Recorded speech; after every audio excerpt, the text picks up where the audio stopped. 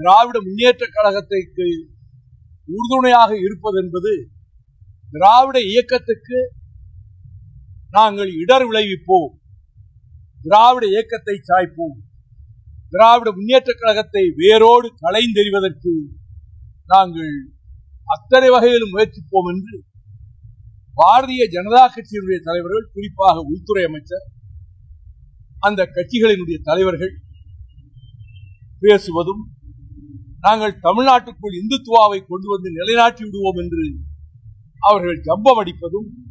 இதை குறித்து நான் எண்ணற்ற கூட்டங்களில் இது தந்தை பெரியார், பேரறிஞர் அண்ணா, தமிழறிஞர் கலைஞர் அவர்கள் கட்டி காத்து எழுப்பிய இயக்கம் திராவிட இயக்கம், எண்ணற்றவர்கள் உயிர் பலி கொடுத்தும்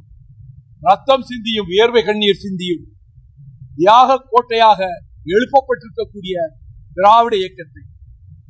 இங்கே சாய்ப்பது, அகற்றுவது என்று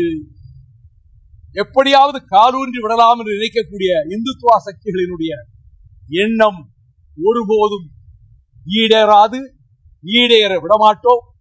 அந்த முயற்சிகளை தகர்ப்போம், தவிடுபடியாக்குவோம் என்று நூற்றுக்கணக்கான மேடைகளில் நான் பேசியிருக்கிறேன். அதே உணர்வின் அடிப்படையில் தான் திராவிட முன்னேற்ற கழகத்துக்கு